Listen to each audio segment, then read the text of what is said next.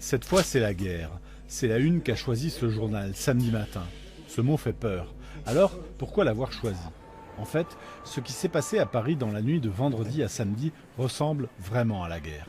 Des hommes armés, des terroristes islamistes, ont tiré sur des gens sur des terrasses de café, comme ça, juste pour les tuer.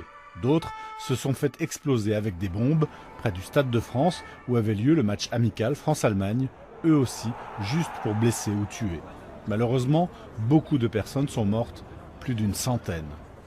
Quand il y a de telles attaques, le président de la République, qui est aussi le chef de l'armée, doit prendre des décisions importantes très rapidement. Alors, François Hollande s'est adressé aux Français dans la nuit.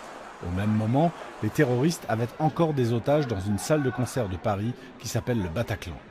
L'état d'urgence sera décrété, ce qui veut dire que certains lieux seront fermés, la circulation pourra être interdite et il y aura également des perquisitions qui pourront être décidées dans toute l'Île-de-France. L'état d'urgence, cette expression elle aussi est impressionnante.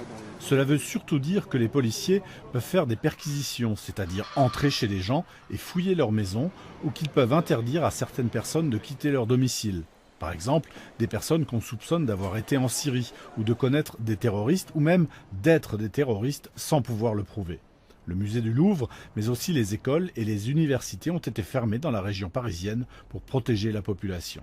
Ces attentats ont été commandés par l'organisation Daesh, qu'on appelle aussi État islamique. La France est en guerre contre cette organisation en Syrie. Les États-Unis sont nos alliés là-bas, alors le président Barack Obama a voulu montrer sa solidarité avec notre pays. Il a même parlé français. Nous nous souvenons tous que liberté, égalité, fraternité sont en ce moment des valeurs que nous partageons avec les Français. En disant cela, le président Obama nous rappelle que liberté, égalité, fraternité, ce ne sont pas juste des mots. C'est à cause de ce qu'ils représentent que les terroristes islamistes nous attaquent. Ils ne veulent pas la liberté, encore moins l'égalité, entre les hommes et les femmes par exemple, et ils ont bien montré qu'ils se fichent de la fraternité. Alors, pour leur montrer qu'ils ne peuvent pas gagner, nous ne devons surtout pas oublier notre devise.